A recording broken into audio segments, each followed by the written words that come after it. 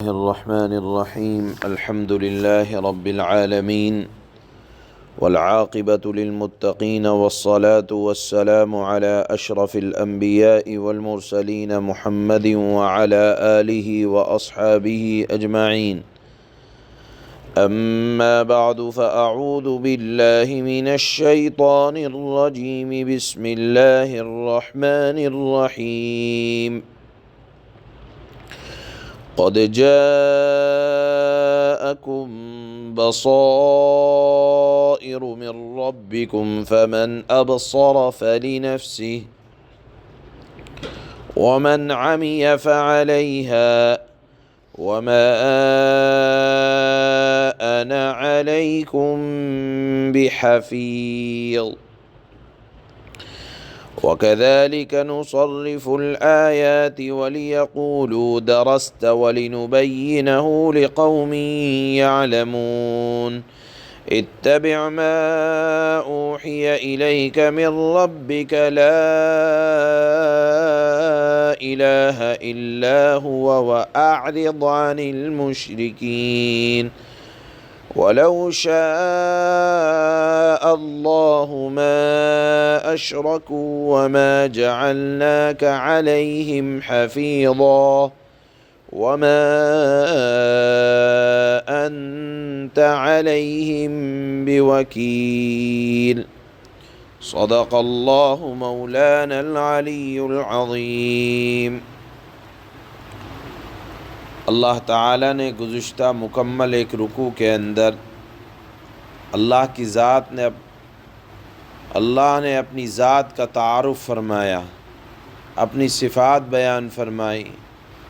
اللہ تعالیٰ رب ہیں، کس طرح سے انتظام کرتے ہیں اس کے بارے میں ارشاد فرمایا. اپنے خالق ہونے کو بتایا کہ کس طرح سے چیزیں اللہ تعالیٰ وجود میں لاتے ہیں. اپنے پالنہار ہونے کو بتلایا، کیسے اللہ تعالیٰ کائنات کے نظام کو سنبھالنے والے ہیں اور اس سنبھالنے میں اللہ تعالیٰ کسی کے ذرا محتاج نہیں ہے. اپنے معبود ہونے پر اللہ تعالیٰ نے دلائل کے دلائل بیان فرمائے اور مشرکین کے عقائد کو اللہ تعالیٰ نے رد فرمایا.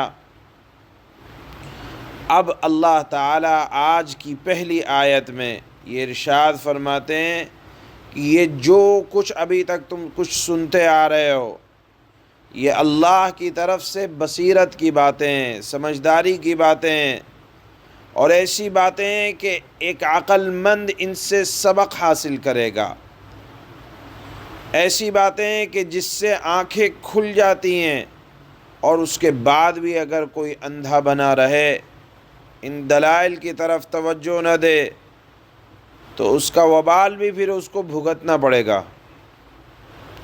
تو اللہ تعالیٰ نے فرمایا کہ ان دلائل سے فائدہ وہ اٹھاتا ہے جو کامیاب ہونے والا ہے. اور سن لو، اللہ نے فرمایا کہ میں نے اپنی علامتیں، نشانیاں سمجھداروں کے لیے بیان فرما دی ہیں، اور تمام دلائل تمہارے پاس آ چکے ہیں. اب تمہارا کام یہ ہے کہ ان دلائل سے فائدہ اٹھاؤ اور اس کی وجہ سے اطاعت اور فرمانبرداری کے راستے پر آؤ. ورنہ اگر تم سب مل جل کر بھی گمراہی کے راستے پر آ گئے تو اس سے نہ تو اللہ کا کوئی فائدہ ہے اور نہ کوئی نقصان. ہاں، البتہ ماننے سے اللہ نے فرمایا کہ اپنی ذات کا، تمہارا اپنی ذات کا نفع ہونے والا ہے، اور نہ ماننے سے تمہاری اپنی ذات کا نقصان ہونے والا ہے.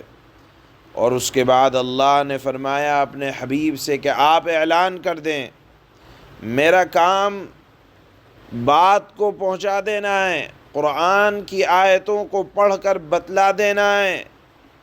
میرا کام یہ نہیں ہے کہ میں تمہیں زبردستی کسی کام پر آمادہ کر دوں.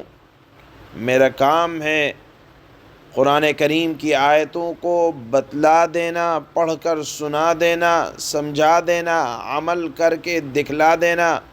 میں تمہارے کاموں کا ذمہ دار نہیں ہوں کہ خواہ مخواہ تمہیں ہدایت پر لانا میری ذمہ داری ہے، نہیں۔ اللہ نے فرمایا کہیں وَمَا أَنَا عَلَيْكُمْ بِحَفِيظ، میں تمہارا نگہبان نہیں ہوں کہ ہر وقت تمہارے پیچھے پیچھے پڑھتا رہوں، بلکہ میرا کام جو تھا وہ تھا حق کو واضح کر دینا۔ اس کے بعد اللہ نے فرمایا وَكَذَلِكَ نُصَرِّفُ الْآيَاتِ، جب آپ اس طرح سے قرآن کے مضامین کو تھوڑا تھوڑا کر کے پیش فرماتے ہیں تو ایک طبقہ تو وہ ہوگا جو یہ کہے گا کہ یہ نبی جو امی ہیں، انہوں نے کسی سے پڑھنا نہیں سیکھا، انہوں نے کسی سے علم حاصل نہیں کیا، کیسے اس طرح کے مضبوط دلائل بیان کرتے ہیں؟ ضرور ان کو کوئی آدمی ہے جو پڑھ کر سنا رہا ہے، بتلا رہا ہے، یہ کسی سے سیکھ کر آتے ہیں اور ہمارے سامنے پڑھ کر بتلا دیا کرتے ہیں، یعنی وہ اللہ کی طرف سے اللہ کی وحی ہونے کا قرآن کریم کے سلسلے میں انکار کرنے والے ہیں۔ اور یہ انکار کرنے والے آج بھی موجود ہیں جو اپنے آپ کو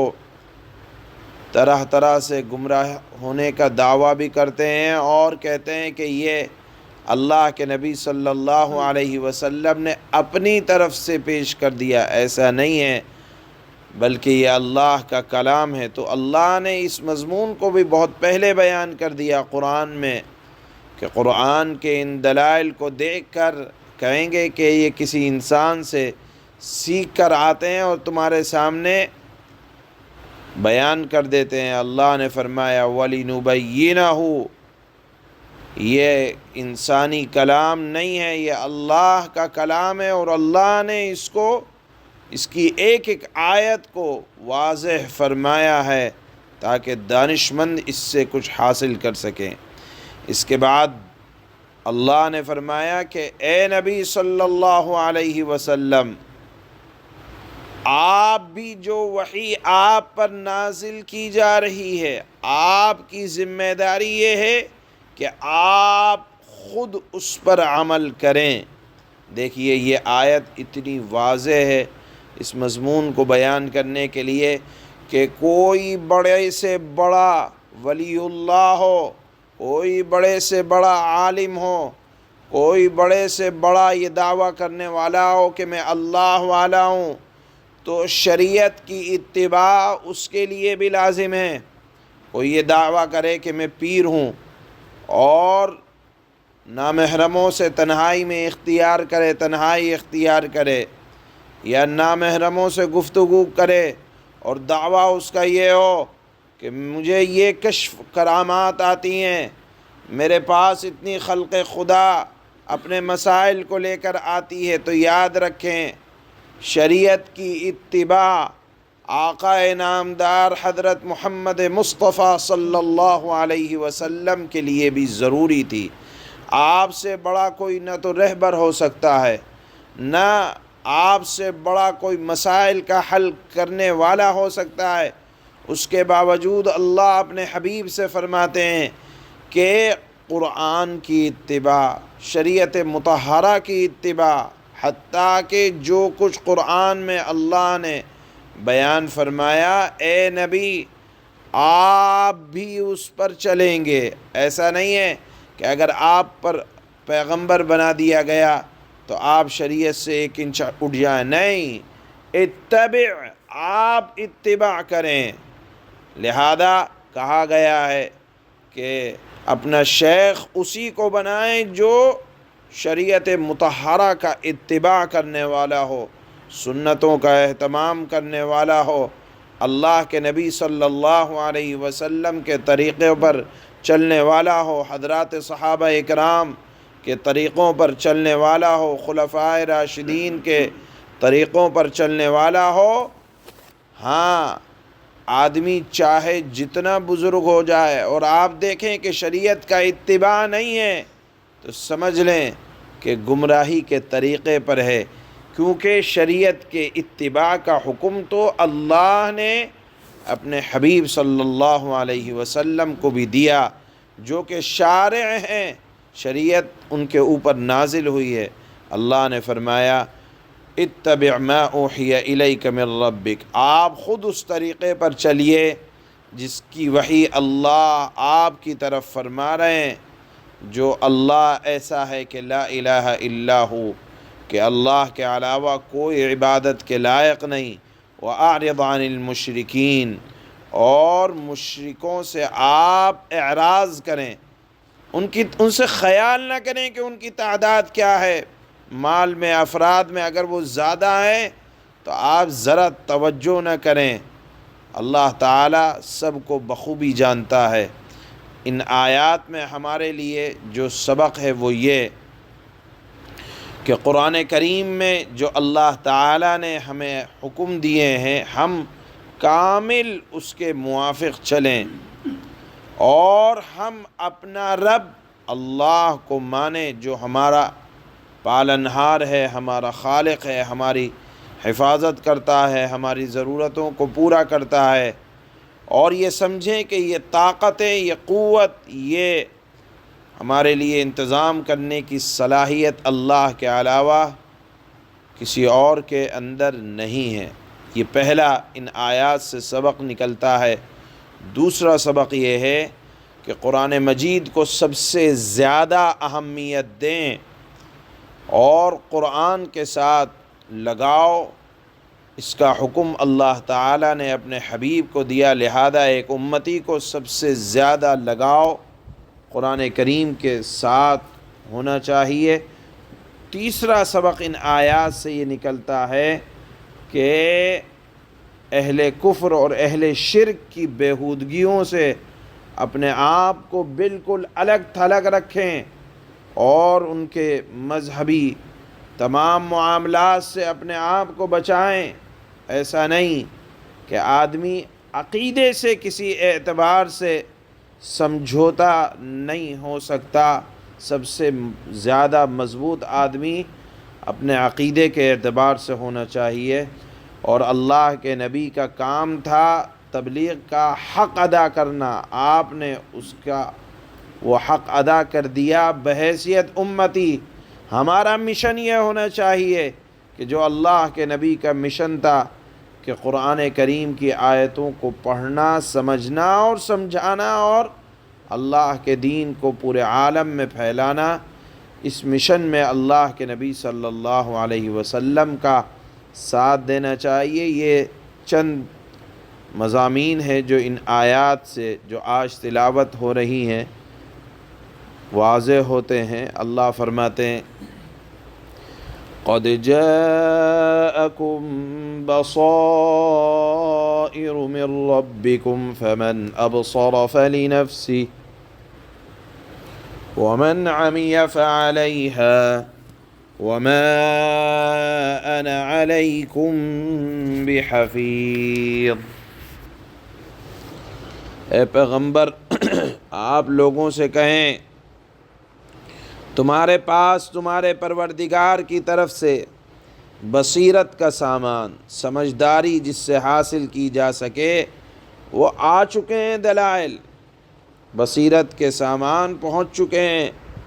اب جو شخص آنکھیں کھول کر دیکھے گا، دلائل سے فائدہ اٹھائے گا، وہ اپنا ہی بھلا کرے گا، اور جو شخص اندھا بن جائے گا، شریعت پر عمل نہ کرے گا، وہ اپنا ہی نقصان کرے گا۔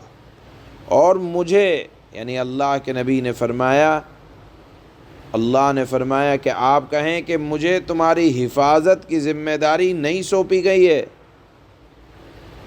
وَكَذَلِكَ نُصَرِّفُ الْآيَاتِ وَلِيَقُولُوا دَرَسْتَ وَلِنُبَيِّنَهُ لِقَوْمٍ يَعْلَمُونَ۔ اسی طرح ہم آیتیں مختلف طریقوں سے بار بار واضح کرتے ہیں تاکہ تم انہیں لوگوں تک پہنچا دو، اور بالآخر لوگ تو یہ کہیں گے کہ تم نے کسی سے سیکھا ہے، اور جو لوگ علم سے کام لیتے ہیں ان کے لیے ہم حق کو واضح کر دیتے ہیں۔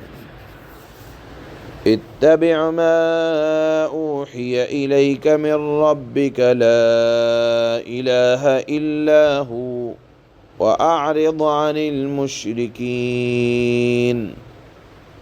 اے پیغمبر، تم پر پروردگار کی طرف سے جو وحی بھیجی گئی ہے آپ اس کی اتباع کریں، آپ خود اس شریعت کی پیروی کریں کہ اللہ کے سوا کوئی معبود نہیں، اور جو لوگ اللہ کے ساتھ شرک کرتے ہیں آپ ان سے بے پرواہ ہو جائیں۔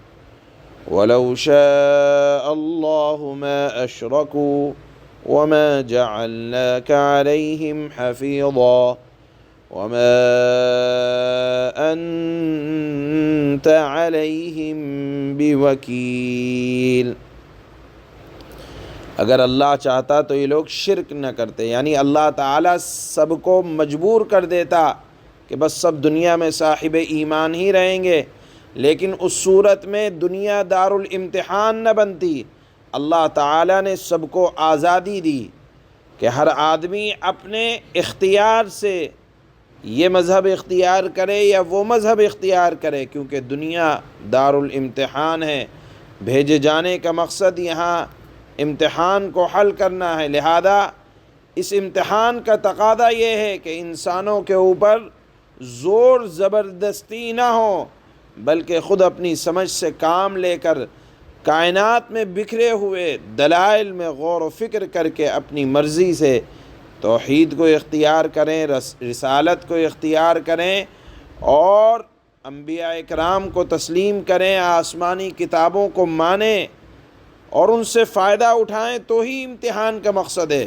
ورنہ اللہ تعالیٰ تو قادر مطلق ہیں، سب کے لیے زبردستی کر دیتے کہ ایمان قبول کر لو ورنہ زمین میں دھس جاؤ گے، لیکن اللہ تعالیٰ نے زبردستی نہیں کی۔ اسی کو کہتے ہیں اگر اللہ چاہتا تو یہ لوگ شرک نہ کرتے، سب کو اللہ مجبور کر دیتے، لیکن اللہ نے دنیا امتحان کی جگہ بنایا ہے، یہاں کسی کو مجبور نہیں کیا۔